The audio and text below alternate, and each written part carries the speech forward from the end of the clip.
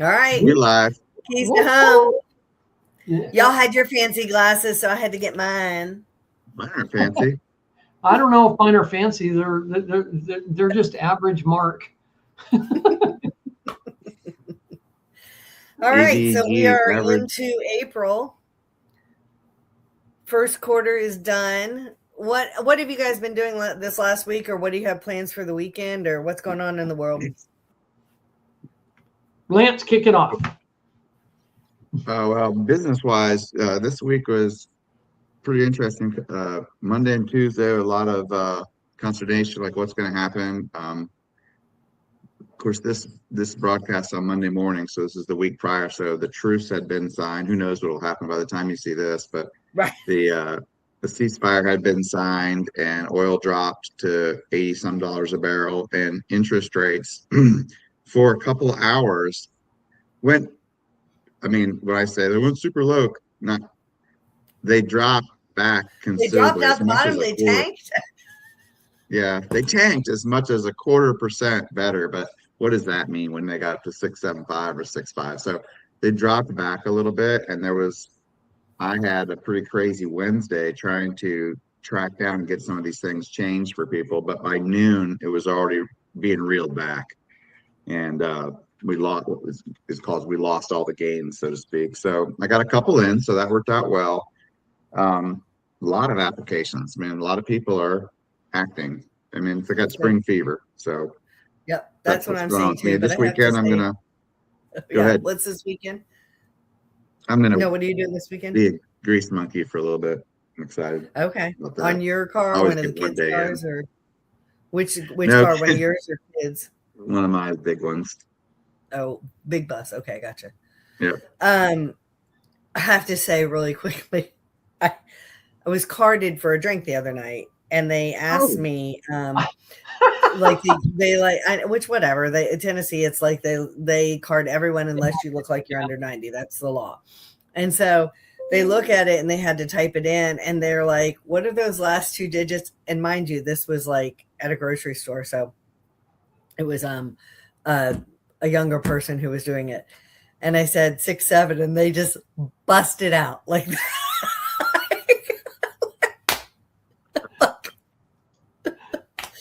So my whole birth year is a thing now.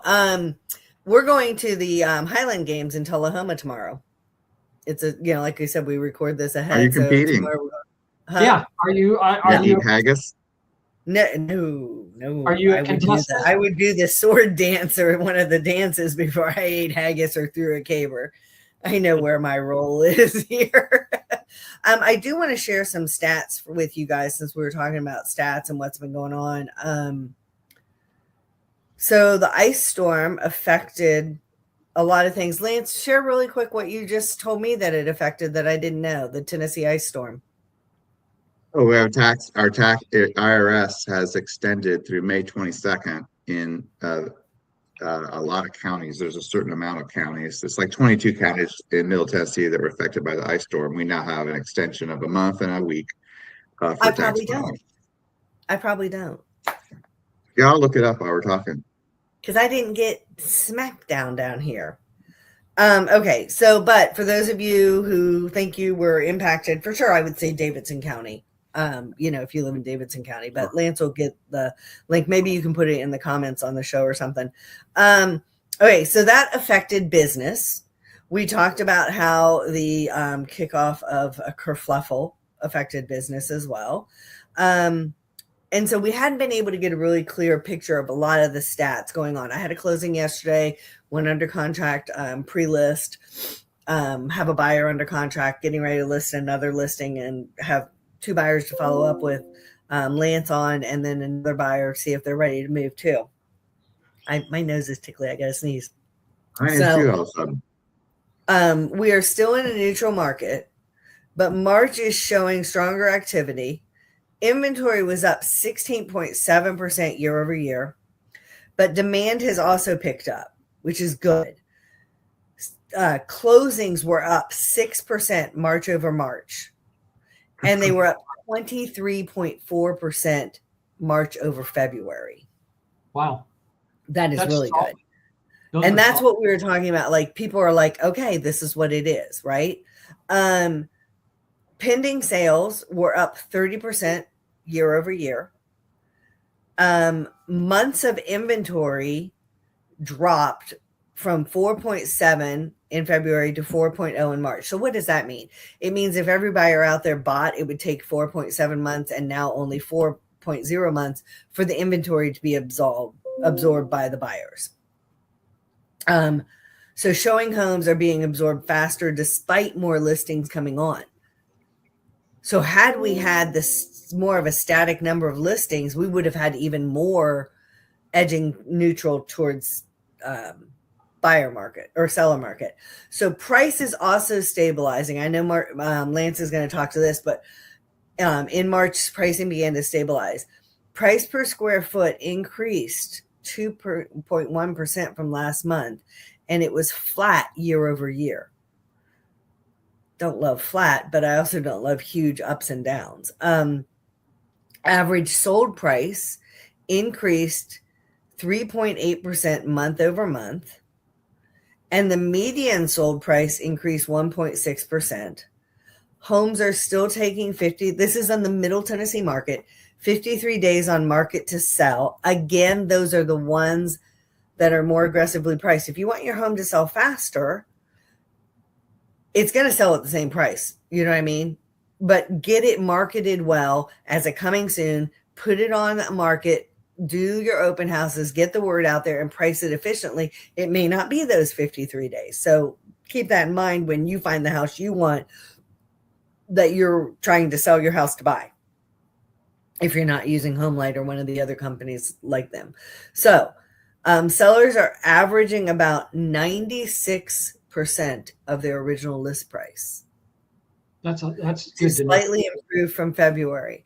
Now, do you guys remember 2 weeks ago I talked about my sold status? Yeah. Percentage? I think Yep. 97% was the lowest I went.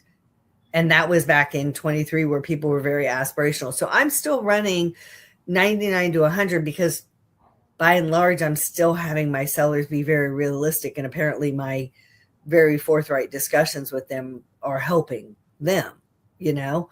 A thing that they're noting is worth watching in April is interest rates. The 10-year treasury, which mortgage rates closely follow, has moved down in the last couple of days. This is a couple of days ago. That wouldn't impact March data, but if that trend holds, then hopefully that helps keep this going and growing into April and May, which is a very hot time of year regardless. Even though Tennessee is more temperate and we stay busy year round, we still have a little surge in that May, June, July time period. So overall, March was stronger than February. We want to see that continue. Buyers are active, but being still very selective, which is what I'm telling my sellers. And my listing that I have coming up is at a very modest price point, and the competition for it price wise is like it's $11.75 ish square foot, and the competition for it is new construction 3-bed 2-bath of 1040 square foot, but not great curb appeal. Like the little cottage that I have, it's got a covered front porch, it's got a deck, it's on 2.29 of acres. So it's not a teeny lot that you're butting up against neighbors. In fact, it's got a nice hedgerow so you don't even see your neighbors. And across the street, it's woods. And this is something that's probably going to get AI clipped. And if it doesn't, I'll clip it. It's a 2-bedroom flex room with 2 baths. Now, what does that mean when you see that on a listing? It means that the perk for the septic system, you have to have 100 field lines per bedroom, and you have to have a backup field of the same. So a 2-bedroom, 200 field lines, and a backup 200. And it can't be where there's a well, a stream, disturbed soil. So this lot has an old well on it that could be reinvigorated, and it's got a big tree. So because it perks for 2 bedrooms, I cannot legally market it as a 3-bedroom.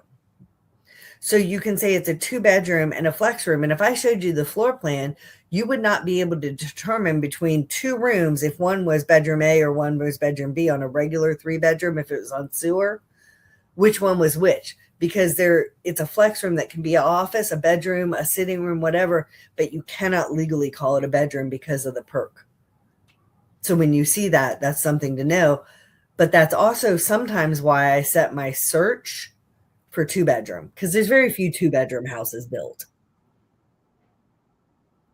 That's interesting. I didn't jump in right away on that after you were done talking there, Jennifer, because this is really sinking in for me. People are not waiting around, and they're not, based on the numbers that you just laid out to me.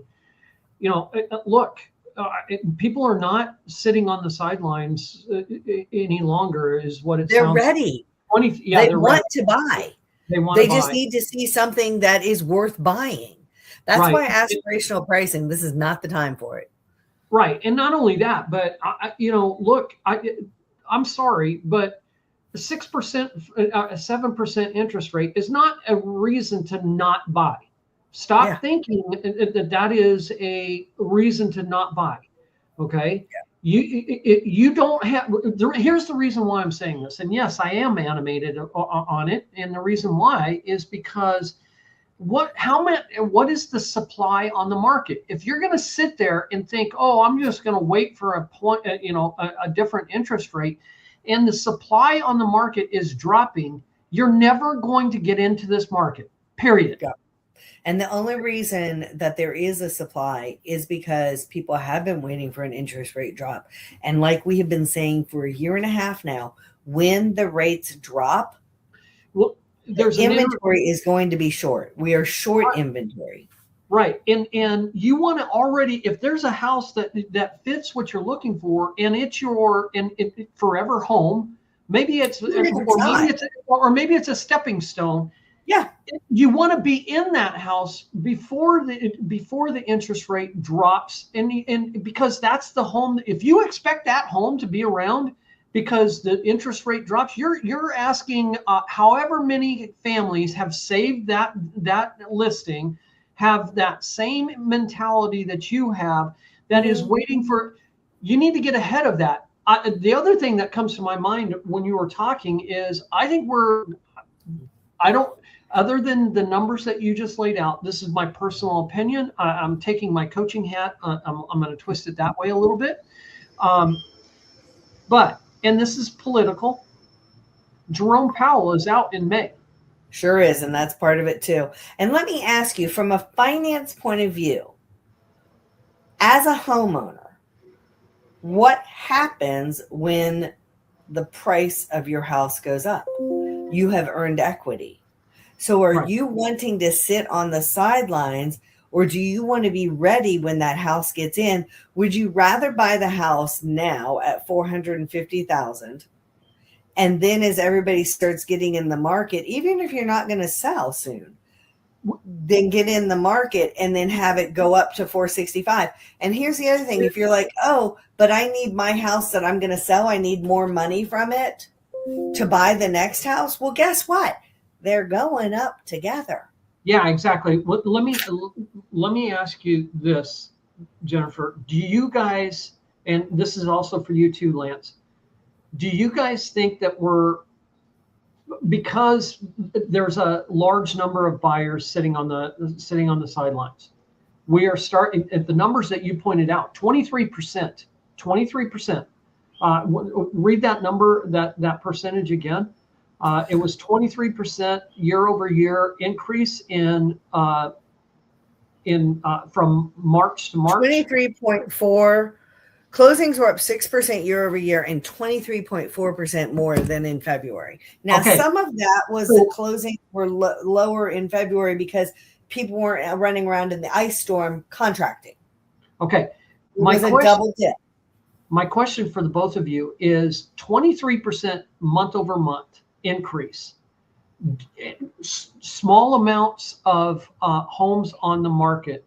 Do you expect that we won't see 2022 again? We're not going to see that. But do you expect that this is going to be an enhanced opportunity for sellers to increase the cost of their homes, knowing that there's going to be a large number of buyers coming in, knowing that there was an increase of 23% month over month? Do you guys expect a frenzy, a minor frenzy? Let's call it that. So a couple of things. Buyers, I don't think are ever going to be that crazy again, nor should they, because some of them are getting burned. I've told you that there are some houses, not my clients haven't had it, where they've sold and had to break even or brought very little to the table. Yeah. Some of them have had to bring to the table. All of mine so far have had proceeds returned on their purchase, right? Yeah. But buyers are not willing to get into the house where they may have to then turn around and bring money to the table because they sold it for too crazy. But buyers are incredibly discriminating. And I do think that we are going to see competitive markets for buyers. Get yourself together, save up some money so you may not have to ask as much from the seller, whether it's closing costs or your agent's compensation. And if it's a competitive market, by God, I would think that's when you would want a Sherpa, an agent, to guide you through it instead of trying to go on your own by saving that money. You know what I mean? And then the other part of that is if you are a seller and you're going to be, know that you're going to be selling, especially if you're buying, you might want to consider doing that now. Be looking very hard at homes that would fit your needs before they escalated up. But if you're going to wait because you want more money from your house or you haven't seen it yet, you better get your house in tip-top shape. That was another thing I wanted to share. We talked about when you walk up to the house, things that make you go, oh, I don't know. Dead plants, burned out light bulbs, the doorbell. For Mark, it was the grass situation. But that makes them go, huh. The other thing is odors in the home. And when you have Skyped and video showings, which I've done because I, military or out of town clients, you can't see that as much. But is there a strong aroma? Like, do you do fish fries or do you fry grease? Or do you, God help you if you smoke or have a cat, that we call that a $30,000 cat, or, smoking, take 33, a good chunk off. But even just a cleanliness, like Tim's house in Ohio that he's getting ready to sell, it's been clean, but now it has been deep cleaned because that's what I've been doing. I've been wiping down the baseboards and getting rid of old dust in places that you don't usually get to. We painted the walls, which gives it a freshness. All those things. They increase your value. Like I told the buyer that we've got a lot of competition with these little new construction houses. I said, you have got to make your house be one of the 5 that they say, I wanted to see these houses. And one of the 10 overall that they might look at when they go see houses. So we need to look at your curb appeal. We need to make it very homey and priced right. So let's throw this. Lance, I know you're probably chomping at the bit to talk. All right, brother. But I'm going to throw this out. I love the fact that you talked about odors in the home, Jennifer. I think that is one of the for me because I'm always looking for what would be the next opportunity to buy a rental property, and increase my portfolio in that sense. Number one, I've said this before. If I come up to a house that I'm interested in purchasing as part of my portfolio, and I see exactly what you just laid out: dead grass, dead leaves, dead blah blah blah. The outside, dead house plants, dead flowers outside. Yeah, the curb appeal on that house. I immediately tell my realtor, take $15,000 off the price, because the amount of work that can go into landscaping, getting the house presentable, is $15,000. That's what it's worth. You're talking about replacing doing landscaping and putting new plants and trees in, or taking that stuff out. That's not cheap. It's expensive. But if you're the seller and you're doing it yourself, smarter, and you're going to gain that money back without having to expend it. Right. And it may not be $15,000. That may be an exaggeration, but it's based on, there is a certain amount that I do tell them, okay, take it off. Okay. Secondly, you walk into the home and you smell things that, an odor, and you're immediately asking yourself, at least I am, did they have pets in here? Is the subflooring messed up? What else? one else Yep. can, you got to think, people that are they're selling your home. How would you react if you walked in? What you're waking up in your buyer's shoes, and you're walking into your own home? How would that person? How would you react if you experience the same thing? So I just did some quick research. I love the idea of doing this. A professional indoor air quality test, national average costs $400 to $500. It will test for all of the different types of odors, aromas that are in the house, including for mold. You can Yeah, now and they that's can go becoming upwards. Yep. air quality is becoming a more commonly. It's not. I wouldn't say it's even above 50%, but more buyers are doing it than ever have in the past. And Correct. also, in my seller's defense, sometimes you have nose blindness. So if I, as your potential listing agent, come in and go, I'm not trying to offend you, for God's sakes. I'm trying to get your business. So why would I tell you something like your hair's a mess, your house smells? Basic. This is the information that I got. Basic testing, $285 to $563 for general pollutants. In comprehensive testing can be expensive, can exceed $1,000. But you can test for mold, asbestos, just volatile or organic compounds, and radon, which I know radon can be a big deal, especially in soil. I think it's a soil. It comes from the rock crevices and the underground compartments, and it is a bigger problem in Tennessee.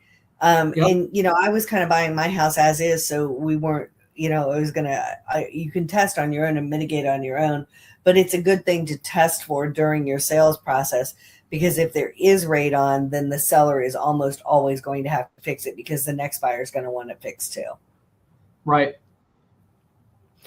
And it's not. It can be a couple $1,000s, but buyers hear it and they're like tens of thousands of dollars. Yeah. So let's lay this out. You're selling a $450,000 house, but you don't want to spend $350 for a test. Well, some sellers don't want to do things ahead of time, or they don't want to do inspections ahead of time, because what bothers you may not bother me. Right. And That's so leave true. it to the buyer to test and see what they want to do. But if something has been brought to your attention, if you have the margins to do it, and sometimes that is the problem. These people have bought their house too high, so they quite frankly don't have the $3,000 to fix a radon or whatever. But that's why the deep cleaning, and that's even the thing like the light bulbs. Right. I try and tell people to put all the same light bulb, and there's a specific one, I want to say it's soft white, throughout the whole house, because when you walk under different lights, it gives you a perspective of, is this room dirty, or is this like, it gives you a different feeling. So those things are really important on it.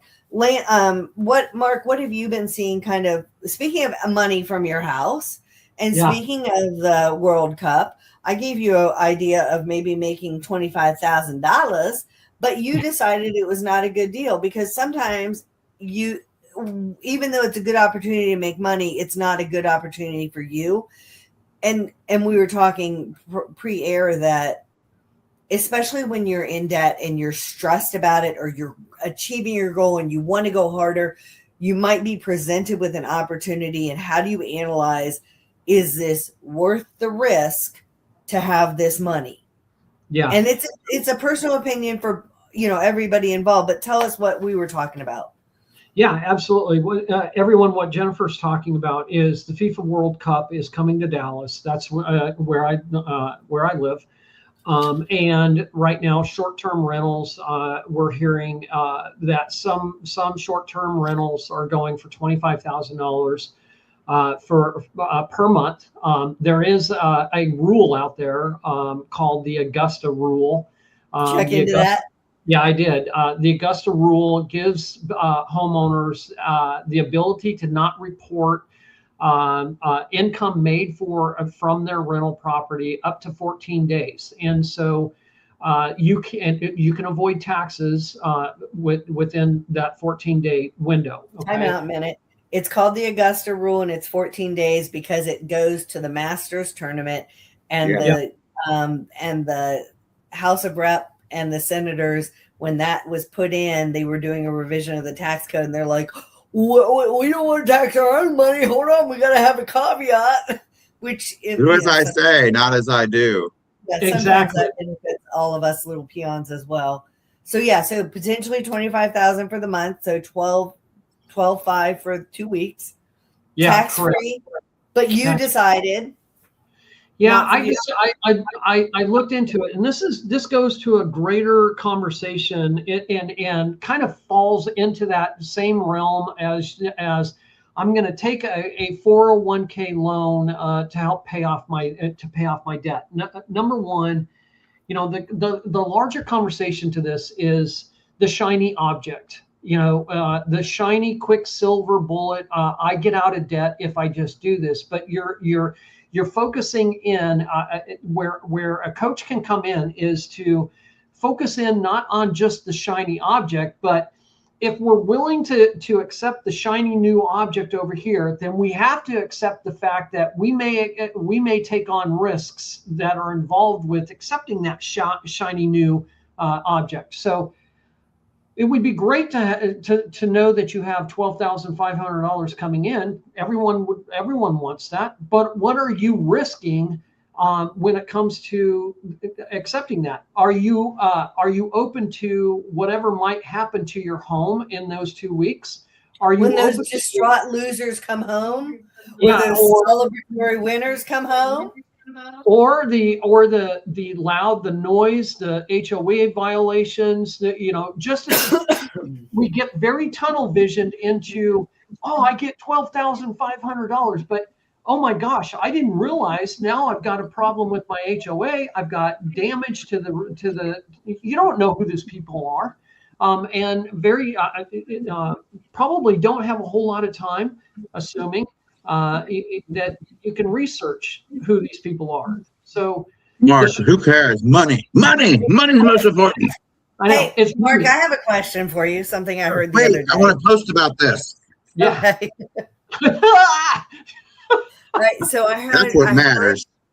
Yeah. I want your opinion on something as a financial coach. Okay. Oh, It has here been we your go. dream to follow your soccer team on a World Cup. Just set the stage, right? That's one of your lifetime goals and dreams. Like people have dreams of going to every baseball stadium. So it's been your dream. And this is a very good year for your team. They might not win it all, but they're going to go a long way with it. And it's looking good. You own your house free and clear. Would you sell your house to follow your team? No. People are doing that. Yeah. And it's what Lance just said. Money. Well, as you know, what are you willing to accept? It could go. I'm assuming. Hopefully, I'm not dropping the opinion that something bad is going to happen. But you also, if you're willing to accept this, you've got to be willing to accept the other outcome. So now here's my next question: if Yeah. you knew that you had a terminal illness and were going to die in a year, would that change your answer? Well, that's This is a life goal, a bucket dream. You have the ability, but you have to sell your house to do it. I'm not doing that. I'm just simply not doing that. I don't know, what the following year means or the following, I just, for me, I've worked hard. I can talk to it from my perspective. I've worked hard to get to where I'm at, and I respect the stuff that I have. It's been. But if you're debt free and you want to do this without debt, well, here's the conversation, Jeffrey. I'm a good steward of what I've been blessed with, and I'm not willing to offer that up. Now that may be so no YOLO for you. Yeah, I mean, how is 12,500. I think we're off on a tangent a little bit. No, I just was curious about from a financial coach, because I literally heard discussions about that this week. Yeah, I'm not doing that because I'm a good steward of what I own, and I'm not subjecting those assets to whoever. Yeah. That would be disrespect. In my mind, that's disrespectful to the asset that I've owned. Now, how quickly can I make $12,500 up doing something else? That's your question. That's the question that we ask. And I mentioned the fact that we always look for a quick silver bullet to get us out from where we're at. When you take that path, you lose the opportunity to grow. When you bring in something else to alleviate the problem, you lose the opportunity to grow. And many, I've talked a lot to a lot of clients, and asked the following question: how is it going to feel when you take the steps that you're taking, and a year and a half down the road, you look at what you've done as that decision, and you ask yourself, why did I make that decision? The consequences of pulling money, for example, out of your 401k, you're losing compounded growth over time. You're supplanting your habits and changing your habits. That's a quick silver bullet. It's the same aspect of debt consolidation. The reason why I'm not coaching gives people another alternative to debt consolidation. Debt consolidation, all that does is gives you another loan. It picks up the debt from here and moves it over and puts it down. It makes you feel like you've done something. You haven't done anything. Yeah, I'm looking forward to hearing all about the steps and the plans that you were teasing us with about pre-air, about like the stats and how you get things done. Lance, what else do you have to share about like this quarter and what spring's looking like? I think you said you were getting a flurry of activities in. Anything else? What's your thoughts on the changing of the Fed? Do you think that'll impact it at all, or be a slower over the course of the summer? Or, I mean, we don't have magic balls, but what's kind of your thoughts going into spring? Oh, hold on. Mute. There you go, sorry. What? It was muted somehow. Go ahead. I've been doing this for 26 years. And somehow I've been right about some of the stuff. So here comes Nostradamus. It's logic. So, it's knowledge. Yeah, it's cycles. This is what I think is going to happen. I think that the Iran thing is going to be resolved. I think that oil is going to go to some of the lowest it's ever seen. I think that I have heard that Jerome Powell cannot leave because he's under investigation right now. So until the investigation is wrapped up or dropped, he cannot be removed. I suspect the investigation will be dropped. He will be replaced. The combination of, for example, Wednesday when the ceasefire was announced, or Tuesday evening, the stock markets went up 1,300% or something. It was something insane. And we got like 48,000 mark, and 50 had been like in a day, right? Oil dropped significantly. So I think that's going to happen. I think we're going to see interest rates plummet. I think this summer is going to see interest rates in the mid fives and possibly in the high fours with buy downs.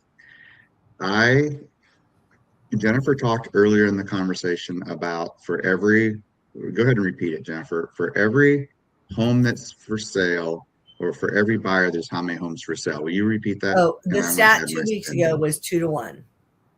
Say it as a sentence. So For for every every buyer out there were 2 houses. okay. Wow. Now That we're is an edging accurate off that stat. because we had some good closings. Yeah, that stat, I Flip. want to disagree with it. You can turn it around, you can flip it and say, I'm going to add a word to it. For every active buyer, Mhm. right? We have, if you drive around wherever you're watching this from, wherever you're listening from, whether you're in Dallas in the whether you're in Dallas or you're in Franklin County, which Jennifer, I'm sorry to tell you, is not a disaster area. You were correct. So I you have knew to we pay your weren't. taxes on time. If you're in Jennifer's daughter and you're in the DC area, if you're near Langley, or if you're in Florida watching this, Columbus. everywhere Poplar. you look, there are very large scale apartments going up, not 100 units, not 300 units. We're talking 15, 20, 2,500 unit properties going up. There are Yeah. more people than ever that need a place to live. Okay. There is a supply and demand feature outside of what we're talking about, is that people have to have some place to live. And because there's a perception that they can't afford a home, they are going into apartments, which are not cheap. In our Mhm. last podcast, I don't know if we caught the AI about it, but we'll give it a moment to say it again. But Jennifer said something that was very insightful and very smart. And it was, Mark asked her, why aren't people moving out of their apartments? And she had an answer for that. You want to tell us that again, Jennifer, to No, go paraphrase ahead. it? Yeah, go ahead. No, I don't have the answer. It basically was that people want to live someplace where they have all the amenities and all the Oh, yeah. luxuries Yeah. of life, and they're not willing The to give that up Pinterest to have a factor. piece of the pie. What did you Yeah, call the it? Pinterest. The Pinterest factor. That's why I So urge my good. friends with girls, especially when they go to college, don't do your daughter a disfavor by making her dorm room super cute bougie with all the things she has, because she's going to expect that when she gets out in her first job, and she's not Yep. going to have it. So I think what we're going to have, I think there is a ton of pent up demand. I think there is a perception that things aren't affordable. I think there's a message from one side of the aisle, and I don't mean politically, I mean positivity versus Yeah. negativity. There's this message that you can't. Look at you, but look at what I have, and look at me and be. When I say Mhm. that, I'm using the phone. And I've fallen to that too. I'm a bus guy. I look at other people's buses and I'm like, "Grr." But I'm like, wow, mine are paid for. And I don't have that stressor, right? And I don't have to live by the emissions rules that do people. Anyway, um, I think there's a ton of pent up demand, and I think we're going to start to feel that, Jennifer and Mark. We're going to start to see that this summer. I'm Interest still, rates are going to come down. Market, I think, and people are going to they're going to say, oh, I can buy, and then they're going to need to talk to a Mark on how to manage their money so that they can not only have the house, but they can have reality and how to get They there. need to talk to Mark now. Yeah. That's what I think is going to happen. So Nostradamus, whatever, I think it's going to be really fun and stressful as we move into that. they need And to talk. then Yeah. that will lead to higher prices very quickly and Yeah. People having a lot of equity. Yeah. I I'm worried think- about how busy it might be. Mhm. I think they need to talk to any one of us, Yeah. because honestly, I agree, Lance. I think we've been waiting for this for 4 years. Well, maybe since 4 years. 2022 was the height of the Mhm. the pricing. Height of everything. I looked it up this morning. Fuel was $4.15 on average. That was on average. Now, you're seeing $4 around here today, but this is a spike, and there were other spikes with hurricanes and things like that. Yeah, and I mean, I get this question. I would say probably of the leads and the clients that I'm working with, I would say anywhere from 85 to 95% of the time it is, I want to buy a house. And but the clients that I'm working with, or the clients the leads that I'm receiving, they're just not yet ready. It's not yet. It's not yes. It's when. And that's. But I agree with what you're saying. I think we're looking at. I just feel it. I feel it in myself. I've actually, my own self have been out looking at different, I've started to think, man, maybe I'd like to flip a house because I'm in that position to be able to do it. I've never done it. And I've been starting to think, well, maybe I'd like to do that and see what it's, see if this is something that I would enjoy. I've actually gone out to sites and started looking. So this is. I'm going to give you a tip on that, Mark. If Yeah. you decide to do that, I know you've got a realtor, and this is not about a realtor in Texas. Get a female opinion. Yes, 100%. Because you have to have both, and God bless. We think differently, y'all. Newsflash. Yeah, no, The other thing you just said, that they're like, oh, I want to buy a house. And I'll be like, just like I say to my vendors I meet, I work throughout Middle Tennessee, and I'm like, but do you? Because I work way out to the country and everything else. And so if somebody says, oh, I want to buy a house, I'll be like, but do you? Because you're not going to buy the house that your parents had that's their fourth or fifth house in. You're going to buy what was their starter house, equivalent to today.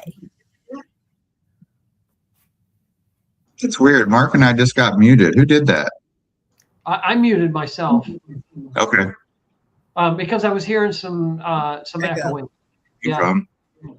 But right, Jennifer, on that topic, it's, people are losing the opportunity to build, or I mean, not build. People are losing the opportunity to have an appreciating asset because they're failing to understand that they don't have to have every single thing that was set up in their college dorm room, and I need a bougie $400,000 room, and so you. And again, what's the interest on rent? You're losing 100.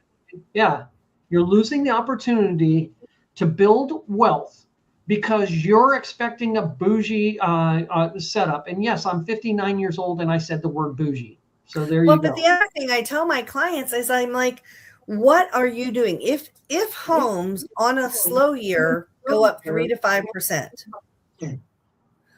what are you doing to increase your income? So for your income to debt ratio by 3 to 5% yearly. Yeah. So as a career coach, and I have several clients that I'm working with on their careers, finally are starting. Some of them have finally gotten to the point where it's like, I've been in this position for X amount of time. I'm kind of I've reached an expert status. People come to me all the time about their problems. I've kind of plateaued, and they're starting to ask the question, I'd like to make some more money. And so it's like, okay, well, let's build out the framework to get you to the next step on your career. And so that's a really important framework for people. If you have reached a point where people are coming to you and you're like a subject matter expert in your field, you've probably plateaued in your role, and you need to take the next step. The other way, if you are, set in your career, you're doing well, the other way to increase your income, we all know it. It's investments, it's real estate, it's adding a second income stream from some fashion. So I think we're getting close to our mark on time.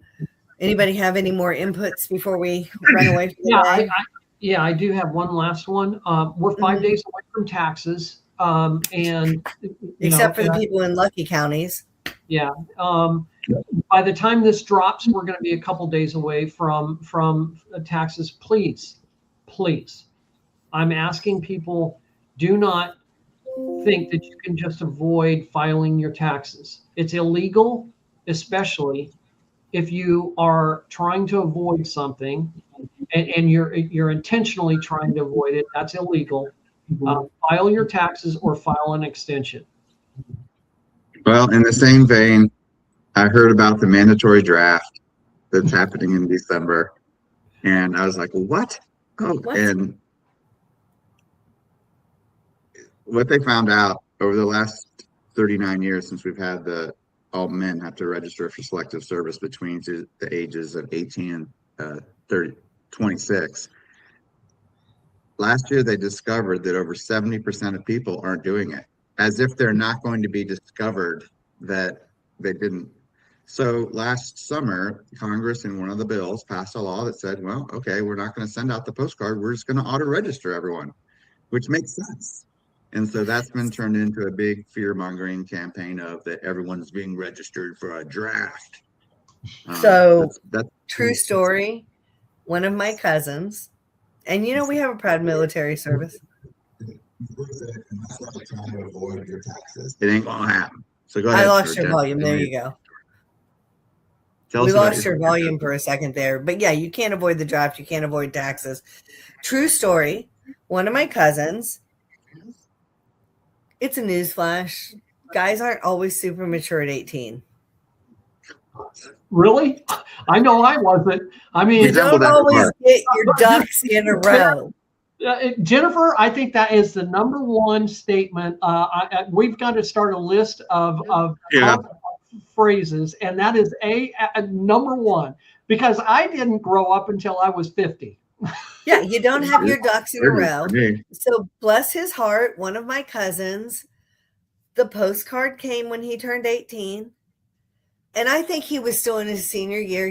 There's a lot going on in your senior year. And the postcard got into the ether.